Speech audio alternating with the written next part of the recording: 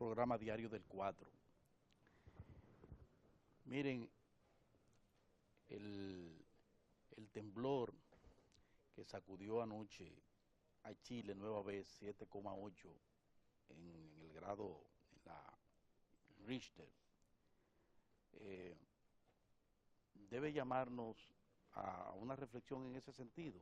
Primero, lamentar porque la sacudida del día anterior, que fue de 8 grados, un verdadero terremoto, pues ya trajo de por sí víctimas fatales. Me parece que hasta ayer eran 6 víctimas fatales. Hubo daños considerables en muchas edificaciones en Chile. Y ayer entonces, después de varias réplicas, pues hubo una sacudida considerable, como les digo, de 7,8 grados. Cada vez que acontecimientos como este salen, se explayan en los medios de comunicación, inmediatamente le viene a uno la necesidad de volver sobre un tema que debería estar pendiente en forma permanente entre autoridades y la propia población dominicana. Porque nosotros, como se han dicho, como han dicho los técnicos calificados en esa materia, nosotros nos encontramos en una zona muy vulnerable en materia de sismos, sacudidas, como son estas de terremotos.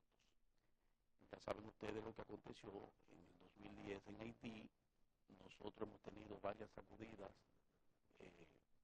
importantes, 4 grados, 4,5 grados, 5 grados, o sea, sacudidas considerables. Y entonces esto, además de uno lamentar situaciones como la que está pasando el pueblo chileno, que ya tiene prácticamente una cultura ya, están los chilenos tan acostumbrados a sacudidas considerables de la tierra que se han preparado y se han preparado muy bien. Ese último terremoto puso de manifiesto que las autoridades chilenas, el Estado chileno se ha ocupado de preparar a su población para eventos como estos. Y es lo que queremos llamar la atención acá en la República Dominicana. Acontecimientos como este no deben ser solo la noticia del día frente a un acontecimiento como el que estamos viendo en Chile. Debe ser ya considerado como un tema involucrado, importante de la agenda nacional. Ver qué vamos a hacer acá para hacer cumplir todos los requisitos necesarios para un país vulnerable como el nuestro pueda afrontar, no lo quiera Dios, situaciones como las que se han presentado en otras naciones en materia de movimientos telúricos. Entonces es importante ver qué vamos a hacer, por ejemplo, en materia de legislación normativa.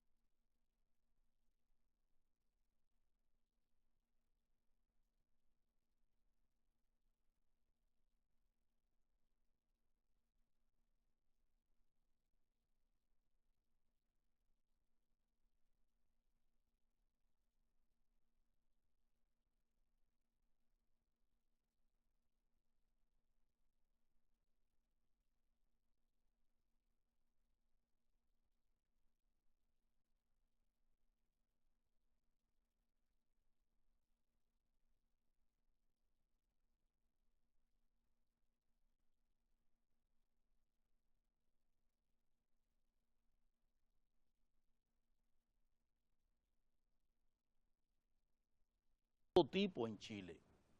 Yo pienso que ha llegado el momento. El momento llegó hace tiempo, pero reiterarlo vale la pena. La necesidad de que nosotros implementemos políticas desde el Estado que le garanticen a la población que frente a un evento o a eventos como este, nuestra población, nuestras estructuras a todos los niveles, las escuelas, los hospitales, los centros de diversión, pero sobre todo las viviendas van a estar preparadas para afrontar mínimamente acontecimientos como este que lamentablemente sacuden a Chile.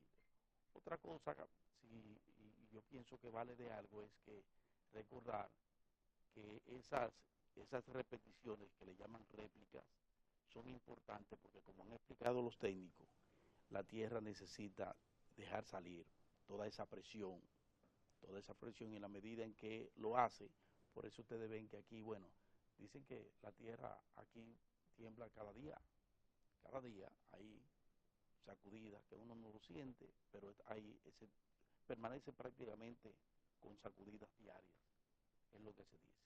Y esas son sacudidas que dejan escapar la presión de la Tierra, gases, y eso es importante, porque no es lo mismo que haya sacudidas pequeñas, más o menos con cierta regularidad, a que haya una gran sacudida en un momento que es cuando vienen efectos tan terribles como, como eso y otros que han acontecido en diferentes partes del mundo.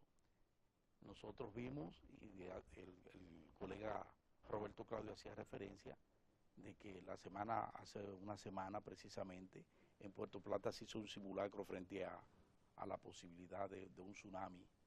Yo pienso que esas son actividades importantes que debemos seguir activando en diferentes puntos del país, pero lo más importante es la rigurosidad con que las autoridades que dan los permisos para las construcciones en el país y el propio Estado, que está en permanente construcción de infraestructura diversa, tomen siempre en cuenta que nosotros nos encontramos en una zona altamente vulnerable en materia sísmica.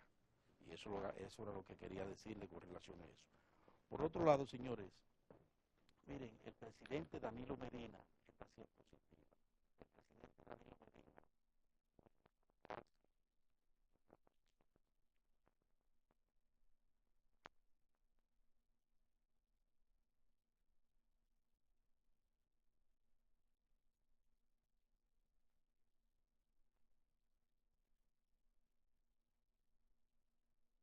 tratando de superar en esta ocasión al presidente muy popular, presidente Correa de Ecuador. Y ahora Danilo Medina lo supera y se coloca con un 90% de aceptación por parte de la población dominicana. Óyame, es una popularidad importante, pero es un gran reto para el presidente de la República y para todo su equipo que lo acompaña. Los presidentes, bueno, ese tipo de cosas lo que hace es reflejar la forma en que un mandatario obviamente viene desempeñando sus funciones. Y para nadie es un secreto que hay temas nodales del país que el presidente ha abordado de forma magistral. Además, el presidente ha inaugurado un estilo de gobierno que lo aproxima en mucho con la población llana del país. La población, y no solo la población en particular, que tú puedas y saludar a una persona aquí y otra persona allí. No, no, no. El presidente, con ese plan y ese programa de visita sorpresa, pues ha calado positivamente en grupos organizados. Y cuando grupos organizados, el calor del Estado o de un funcionario, pues eso se multiplica entre familiares, relacionados, empleados, y entonces eso es lo que ha llevado de muchas maneras a que tengamos ahora el presidente de la República como el mejor valorado de toda América Latina. Nosotros le damos un abrazo al presidente por eso, que bien, y esperamos, y no tenemos por qué dudarlo, que mantenga esos niveles de popularidad, porque son el reflejo de que la gente eh, se siente muy bien con él. Hay un tema que es el de Loma Miranda. Loma Miranda. es un tema muy controversial, tan controversial como la sentencia 168.13. En uno y otro caso hay un componente que pienso que es fundamental a la hora de tomar decisiones. Y uno dirá, bueno, no debería ser así, pero es así. Y ese componente social, la presión social, la presión social. Por un lado, en el caso de la sentencia, la 168, ustedes saben que la mayoría, para no decir la totalidad, porque no puede ser, de la población,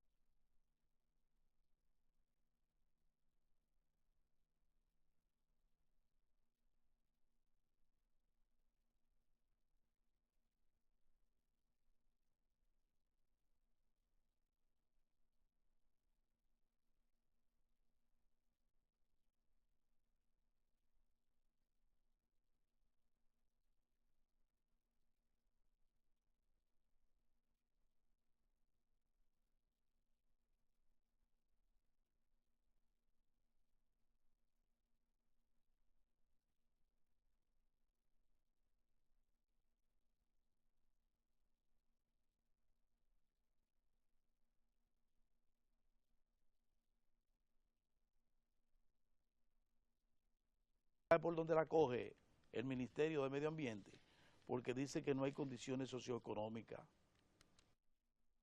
realmente.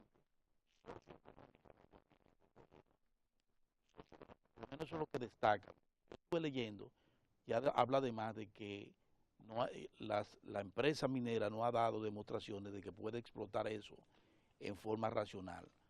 O sea, su estudio no ha calado en las autoridades como para tener la confianza en que la explotación se va a hacer en la forma requerida. Y entonces, pero fíjense cómo se destaca el componente social. Oh, y fíjense si es un componente terrible que todavía ayer el obispo de la diócesis de La Vega, Monseñor Camilo, estaba encabezando todo un movimiento eclesial en el Congreso Nacional, en el Senado de la República, en su presión permanente, porque ese no ha dejado de presionar nunca, el obispo no ha dejado de presionar un día para que no se explote Loma Miranda. Además que él no quiere saber de eso, de explotación. Para el obispo todo debe quedarse así. Y todas las riquezas y yacimientos que hay en el país, no importa dónde esté, deberían quedarse bajo tierra. Porque a lo mejor el obispo cree que solo podemos, y que me perdone el obispo, estar a expensa de la obra y gracia del Espíritu Santo. Pero Dios dice, ayúdate que yo te ayudaré. Y esos recursos, de la misma manera que el Padre nos dispensó esos ríos y esas montañas y todo todos esos árboles, de esa misma manera también nos dispuso de importantes riquezas para lo que es el bien común, para que usemos esas riquezas a favor de la calidad de vida de todo el pueblo dominicano. Y a veces yo pienso que al mismo obispo se le olvidan esas cosas, porque lo de él es psicorrigidez. Perdóneme, obispo, pero es así. Usted es un psicorrígido en materia de eso de medioambiental, pero de todas maneras está en su legítimo derecho de hacer lo que viene haciendo, presionando para que eso no se dé. Y fíjense que eso ha calado de alguna manera, porque junto con él, el senador de La Vega, del Partido de la Liberación Dominicana, es otro de los que ha estado en forma vehemente defendiendo el hecho de que Loma Miranda no sea explotada para sacar de ahí los yacimientos. El senador Sánchez ha estado permanentemente en eso. Y todo un tinglado mediático que ha estado también en esa misma dirección, por diversas razones, muchas de ellas que no tienen nada que ver, absolutamente nada, porque muchos de ellos ni siquiera conocen Loma Miranda. Hay muchos de los que están hablando tonterías, que ni siquiera conocen Miranda, pero hablan y dicen, porque además ahí hay un componente político importante que ha sido debidamente explotada por los opositores al gobierno y a las administraciones del Partido de la Liberación Dominicana. Entonces yo creo que frente a una situación así, se le va a hacer muy difícil a las autoridades, fíjese ya por dónde va medio ambiente, tomar una decisión, de esas decisiones que tienen que tomarse con frialdad, con visión de qué es lo que realmente el país necesita, como ha hecho, como está haciendo, por ejemplo, en las propias autoridades de Estados Unidos, como se hace en Canadá, donde hay explotaciones mineras que van en consonancia con todos los requerimientos, con todo lo que se reclama para que sean explotaciones racionales. Pero Loma Miranda ya es un tema que no es solo medioambiental, es un tema de mucha incidencia y de mucha influencia sociopolítica. Y en un país como este, cuando se toca ese tinglado, los gobiernos suelen mantenerse con mucha cautela a la hora de tomar una decisión. De todas maneras, yo sigo esperando y le digo a la gente que sigue esperando qué va a decidir el presidente Danilo Medina, el Estado, porque hay un contrato de por medio, a lo que no hay que temerle, porque como digo,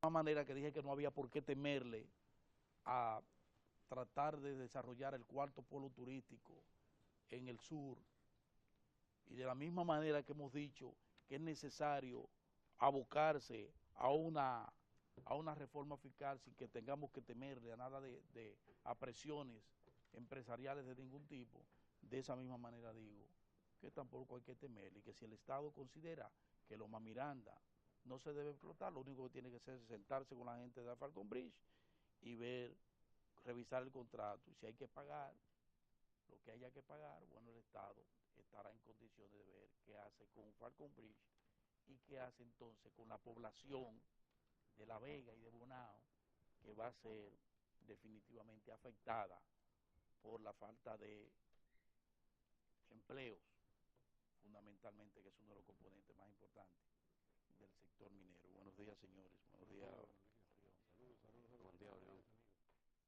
Bueno, si cogemos como tema refrescante, de buen agrado para mañana, obviamente hablamos de la encuesta aplicada en toda América Latina y otra parte del mundo también, por una firma mexicana que colocó al presidente Danilo Medina a la cabeza de los presidentes con mayor arraigo, con más popularidad en América Latina, con un 90%.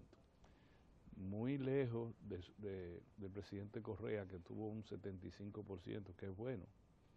Y se nota en América Latina que la centroizquierda, el presidente de centroizquierda, salvo con el presidente de Nicaragua, mantienen buena posición entre sus respectivos pueblos.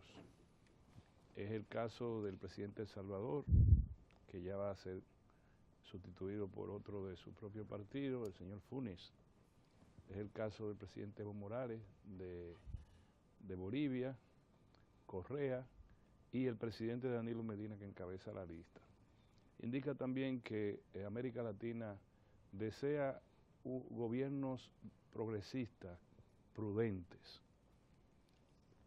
Y así mismo está señalado, en la medida de que son prudentes y son progresistas, puedan combinar esas dos cualidades.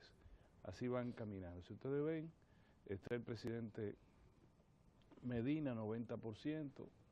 Yo creo que el ejemplo más elocuente de la prudencia, del uso de las herramientas democráticas, pero también de políticas públicas destinadas a la redistribución del ingreso. Sigue el presidente Correa, muy firme, muy apegado a la ley, el presidente Correa, con un 75%. Sigue el presidente Funes de El Salvador, a pesar de que El Salvador, el partido de gobierno fue el partido de la guerrilla, la guerrilla convertida en partido, y a pesar de que sus opositores son los ex generales del ejército regular de El Salvador. El Frente Carabuno Martí. Sí, del FMLN. Sin embargo, los comandantes han mantenido una actitud progresista y moderada en El Salvador. Y por último, Evo Morales, que ha caminado a la moderación dentro de todo el espectro progresista que significa su gobierno. Esa es la tendencia en América Latina, y es bueno que aquí la apuntemos así, para que jamás por ningún tipo de escaramuza mediática o de carácter de intereses económicos, el país en términos políticos retroceda hacia una derecha recalcitrante o hacia un modelo de gobierno excluyente. Es decir, es de Danilo Medina para adelante que tiene que ir el país. Eso lo demuestra, esa es la historia, esa es la presente en América Latina y es el futuro. Otro tema que quisiera tratar con ustedes hoy, a mí particularmente me preocupa significativamente, es el tema de el cumplimiento de todos los plazos fundamentales del Tratado de Libre Comercio con los Estados Unidos, el DR-CASTA, que firmamos en el año 2004. Desde al otro día de firmado ese pacto, nosotros como ciudadanos de la República estuvimos siempre llamando la atención de que había que prepararse para ese mega acuerdo, que en principio se veía bonito, nos dieron preferencias inmediatas para ingresar al mercado de los Estados Unidos de productos que teníamos vedado o se realizaba a través de mecanismos de cumplimiento de leyes de origen en el producto que nos hacían difícil, muchas cosas. Luego principalmente se recuperó un poco la industria textil, luego de ahí tenemos el calzado. Ayer se inauguró una fábrica de calzado en los Estados Unidos con capital dominicano y oriental, porque en el megamercado de los Estados Unidos nosotros tenemos una gran ventaja. Es decir, es un convenio que ofreció ventajas iniciales respecto al mercado más grande del mundo, el mercado de consumo más grande del mundo, que es los Estados Unidos. Pero nosotros creíamos como que era así, y se nos dijo, mira, el demonio va a llegar. Y todos los días, y el de la fiesta de guardar, le advertíamos a los gobiernos, a las autoridades, a la clase productiva nacional, al sector productivo, que teníamos que prepararnos, pero muy antes, especialmente, bueno, en todos los sectores, en la agricultura, en la agroindustria, en la industria y en la industria de valor tecnológico. No se puede hacer todo eso de 2004 a 2014, en 10 años, pero debimos avanzar más, debimos ser más previsores, y hoy estamos a la vuelta de una situación difícil, no voy a decir que catastrófica ni mucho menos, pero difícil. Difícil porque fácilmente nos podemos convertir en una economía de importación, en razón de que van a ingresar los productos de una economía que tiene la excelencia en todo lo que significa competencia y competitividad, y que tiene todavía mecanismos de lealtad comercial, por lo cual está peleando con otros megamercados como el mercado de la Unión Europea. Es decir, tienen subsidios, en Estados Unidos, subsidios ocultos. En Estados Unidos le pagan a los productores para que no siembren cuando tienen una producción muy elevada, o le pagan para que siembre, o le financian áreas de la producción, ya sea el transporte, ya sea el uso de los fertilizantes, algo le resuelven para que tengan un nivel de competitividad. Busquemos en las estadísticas, vamos a ver que los Estados Unidos invierten, porque es una inversión, miles de millones de dólares en subsidios, para hacer y para no hacer, según el momento que esté la producción de cualquiera de sus rubros de exportación. Bueno, pues el ministro de Industria y Comercio de la República Dominicana, ayer junto con el embajador de los Estados Unidos, inició un programa en la intención de poder poner al aparato productivo dominicano siquiera cercano para poder competir. Ahora en el año 2014, en 2015, el 95%, los renglones incluidos de intercambio comercial en ese convenio comercial ya van a estar libres de impuestos para la República Dominicana. En el 2015 vamos a tener el arroz, vamos a tener el pollo, parte del pollo va a ingresar libre de impuestos a la República Dominicana.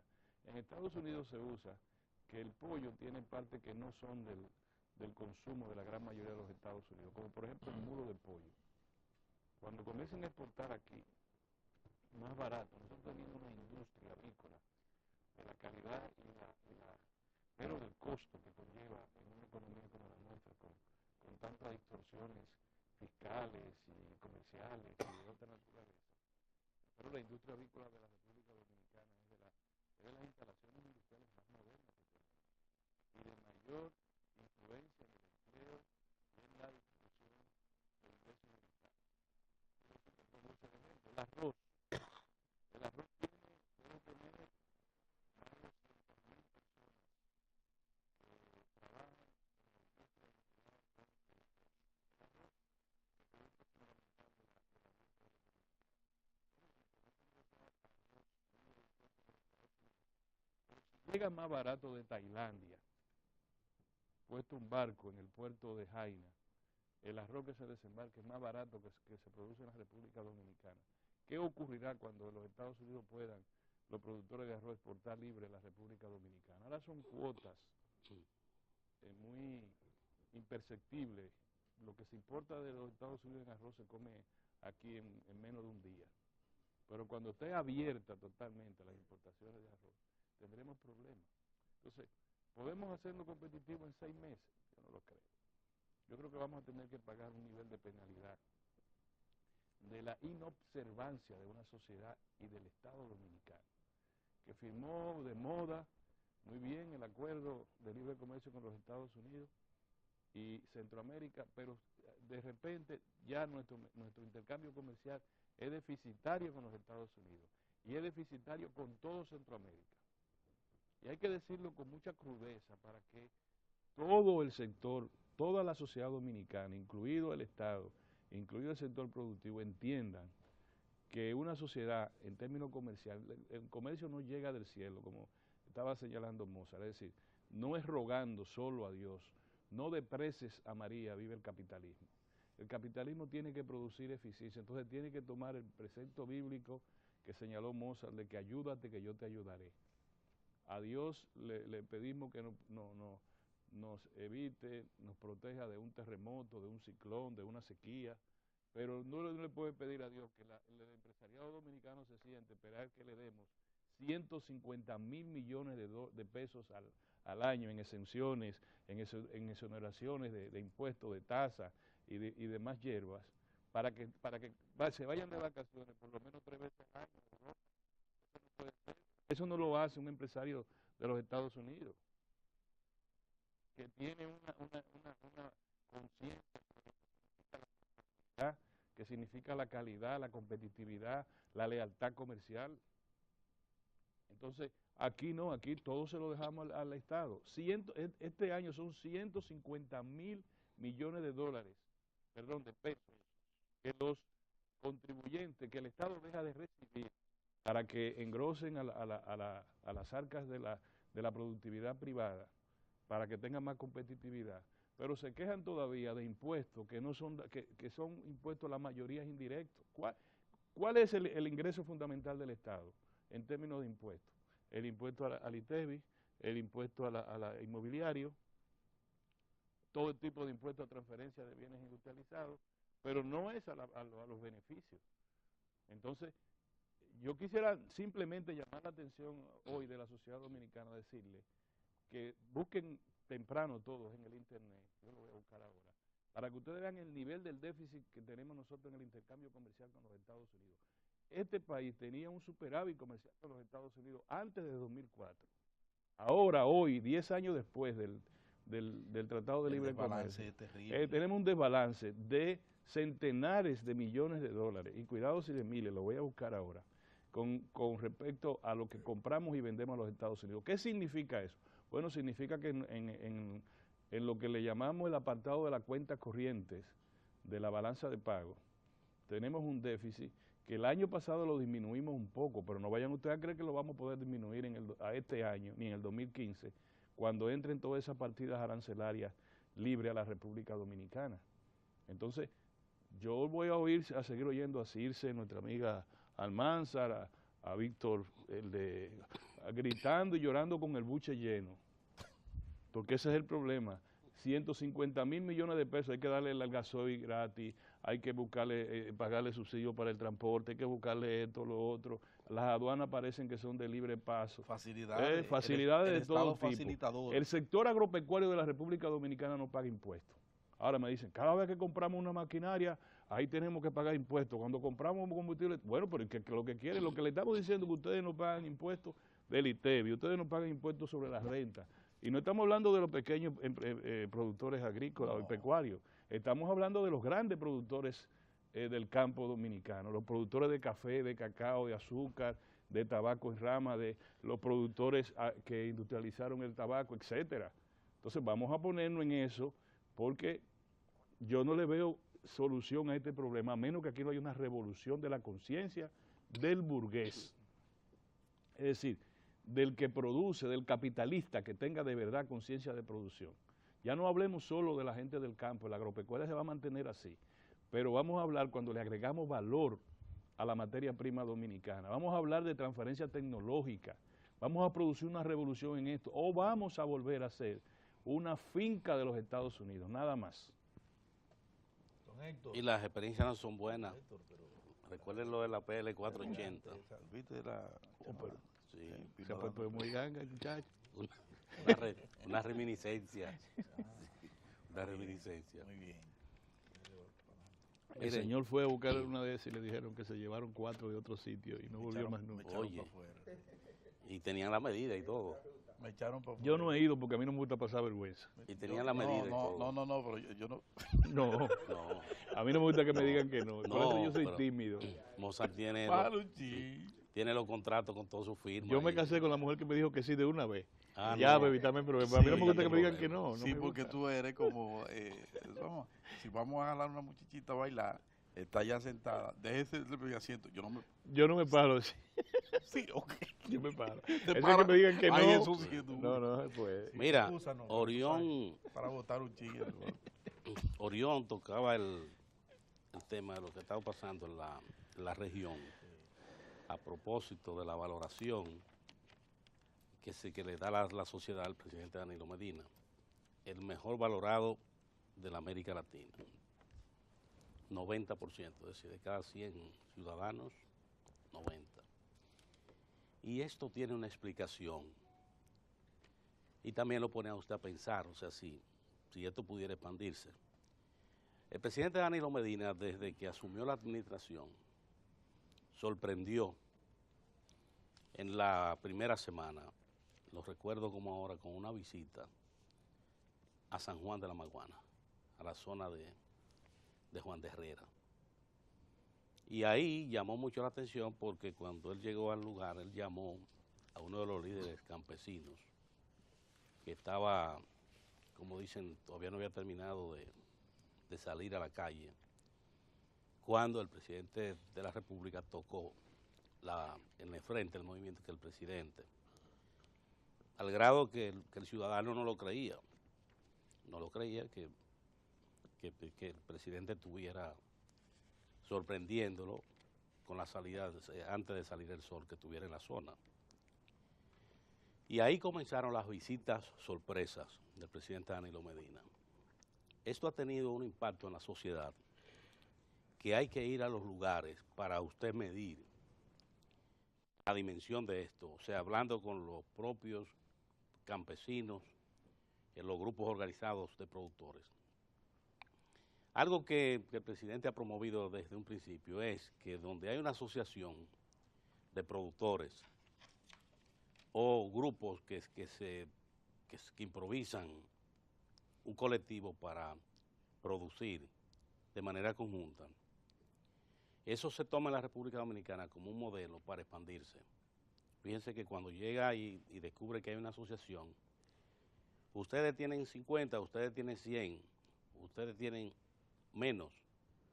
La idea es que esa asociación crezca, que ustedes aumenten el número de miembros.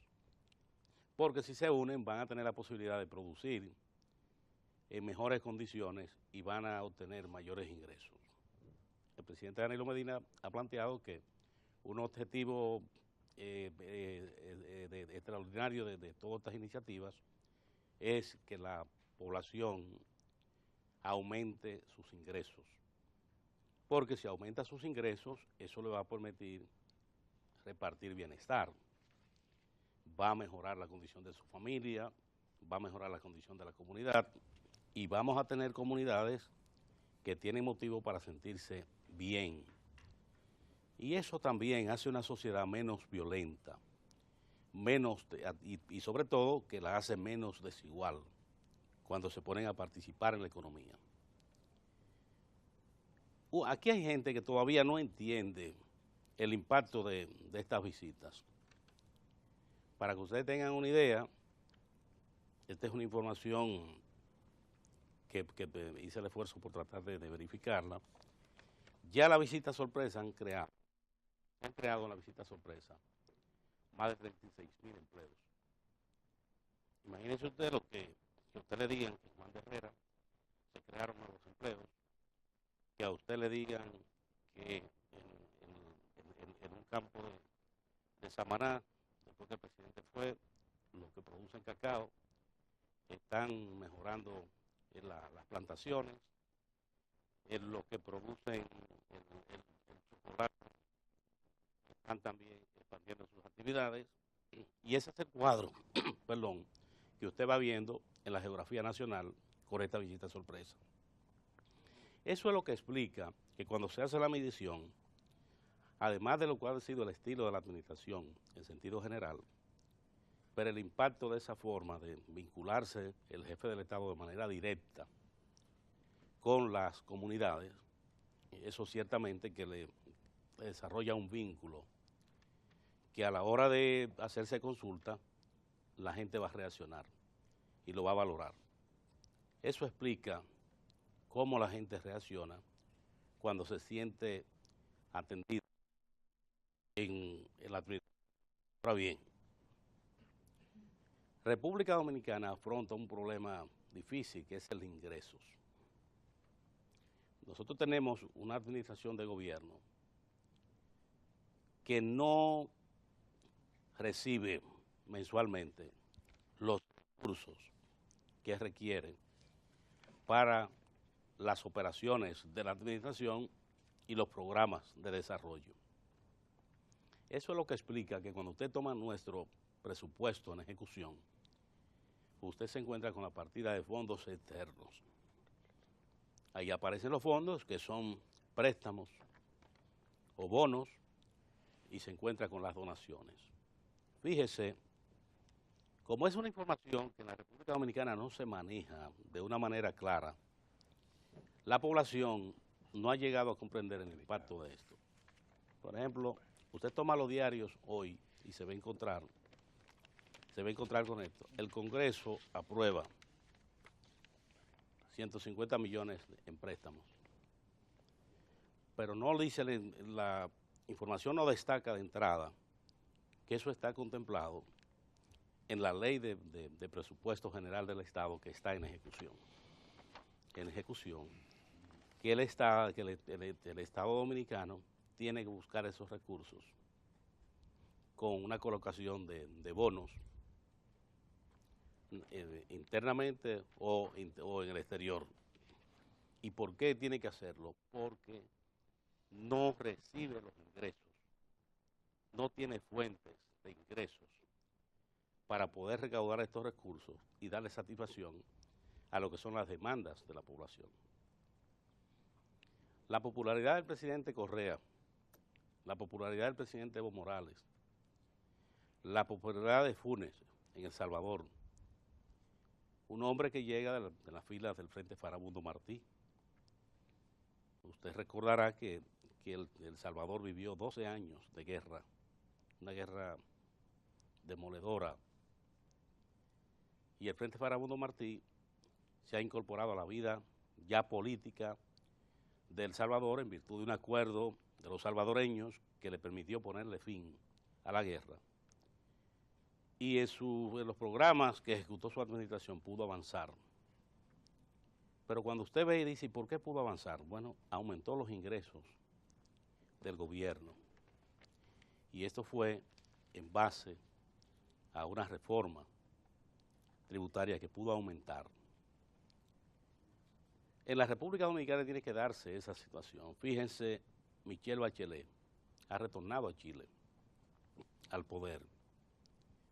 Y fíjense cuál es el punto, que ella mantiene todos los esfuerzos concentrados para lograr que en Chile se produzca una reforma tributaria que le permitan al gobierno recibir los ingresos que requiere el programa de reforma educativa, que requiere para obras de infraestructuras y que requiere para lo que son en sentido general los gastos operacionales del gobierno. En la República Dominicana tiene que darse una discusión abierta, no como hacen algunos, como vi un distinguido economista que él decía, bueno, el endeudamiento externo hay que cortarlo, el gobierno tiene que manejarse con sus ingresos. Y yo decía, eso se publica, y como aquí se hace un periodismo episódico, no se publica un antecedente o un background de una información, eso se publica así, y usted dice, bueno, pero imagínese si usted toma el presupuesto general del Estado de 2014 de República Dominicana en ejecución y usted le recorta las partidas de ingresos externos que contempla la ley, la situación que usted crearía. Y usted debe recordar que solo para el sector educativo usted tiene que dedicar el 4% del PIB. Solo usted está hablando de más de 120 mil millones de pesos. Pero usted sigue mirando y usted se encuentra con la ley de recapitalización del Banco Central, que también tiene que colocar recursos de lo que ingresan al Estado especializado para esa vía para la recapitalización del Banco Central. Es decir, que los números, si usted se pone a verlo, le dan una explicación muy clara.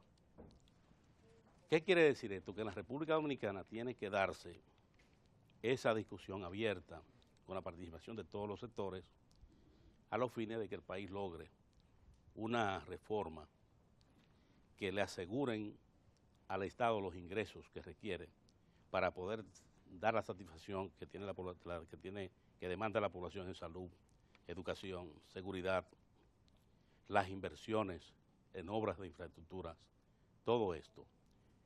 Y así nosotros vamos a dejar atrás el de tener que buscar recursos externos para completar el presupuesto en ejecución. Esto para los que llevan anotaciones. Y les reitero que entiendan cómo cuando un jefe de Estado le presta atención a su sociedad, esa sociedad reacciona. Y eso explica cómo se manifiesta, se refleja en esta encuesta que ha estado a cargo de una firma mexicana. Lo otro es, en Tamboril se produjo ayer un acontecimiento muy importante. En la zona franca de Tamboril, en un acto encabezado por el presidente Danilo Medina, se le anunció al país que la empresa Sunjade Internacional, esta es una empresa de Taiwán, va a hacer una inversión de 35 millones de dólares.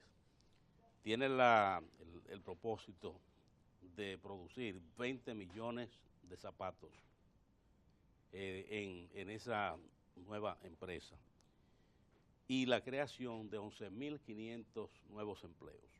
Estos empleos tienen la ventaja que usted sabe que un artesano, un hombre o una mujer que sabe coser zapatos, que sabe hacer zapatos, tiene un salario que está por encima del promedio que se da para un trabajador en República Dominicana, muy por encima, porque se trata de un artesano o un técnico especializado. ¿Qué impacto tiene esto? Que agrega empleos en una zona que los requiere y sobre todo genera divisas, porque estos zapatos, gran parte de los zapatos van a ser para la exportación desde República Dominicana. Esto es una nota muy importante que eso ocurra en Tamboril, porque ciertamente que va a impactar. Tamboril, que tiene una tradición en la producción de cigarros, como por ejemplo lo que producen cigarros, pudieron mejorar las condiciones de vida precisamente porque se trata de mejores ingresos, porque es un personal especializado. Y lo otro es, esto, ustedes ven que cuando van a los parqueos, dice que no somos responsables de los daños que sufra su vehículo mientras esté en ese lugar. Ya un tribunal de la República falló, y luego ocurrió en la Corte de Apelación de Santo Domingo, de una dama que dejó un vehículo en un centro comercial de aquí de la capital y fue a la justicia porque el vehículo fue sustraído de ese parqueo. Bueno, la empresa recurrió en casación y la Sala Civil de la Suprema Corte de Justicia ha fallado, confirmando la sentencia que manda que la empresa le pague a esa señora, la señora Yolanda Martínez, 400,000 pesos por el vehículo que perdió en ese parqueo. Esto debe llamar la atención, porque cuando usted llega a un parqueo, usted tiene muchas veces que preguntarse, bueno, ¿y cuál es la responsabilidad del que ofrece el parqueo? Porque si de entrada le está diciendo que no es responsable de un daño que sufra su vehículo, usted va a instituciones públicas o privadas de aquí y usted se va a encontrar que tienen un sistema de seguridad que el que sustrae un vehículo es captado por unas cámaras, y eso explica que se hace difícil el robo. Lo que esto indica es que todas las empresas tendrán, las que tengan parqueo, que tener condiciones que permitan ver cuando se llevan un vehículo, y eso le va a facilitar a la policía la localización. Pero no entender que no tienen responsabilidad. Esta sentencia lo que viene, esta es una nueva sentencia, que lo que viene es a confirmar que el que abre un parqueo compromete su responsabilidad con el propietario del vehículo que lo aparcó en ese lugar. Esto para lo que llevan anotaciones. Bien. Bueno, hoy tenemos, señores, ustedes saben que es jueves agropecuario. Tenemos una interesante conversación sobre un tema que debe apasionar a mucha gente, que es el tema de los conejos. Ah, sí, la producción. Sí, y no se trata de cierre de nada, sino que así se llama el experto en esta materia, un especialista en unicultura. Se llama Wellington Cierre. Con él vamos a conversar sobre la industria del conejo, que es una industria. Que es una industria. Que sí. ha tenido, es una de los criadores de conejo y los que procesan la carne de conejo y los pieles de conejo y demás, han ingresado a la democratización del crédito que se produce desde el gobierno de la República Mayo Dominicana. Rodríguez, productor de conejo. De conejo. Mayo Yo Rodríguez. producía conejo en mi casa y por poco me botan a mí también, No, mi familia, mi papá, sí. también, porque eso pare conejo. no, y tiene que tener, no, y el Te vas tú y todos los conejos, mira, yo tuve que deshacerme de ellos, porque no, si no y era el mi cuidado que iban a tiene robar. que tiene que tener. Sí, vámonos, vamos entonces en este jueves agropecuario, señores. El tema es interesante, vamos a participar de él, porque se trata de un especialista, como le dije, Wellington Cierre, que nos va a hablar de la unicultura y vamos a ver cómo está la industria del conejo.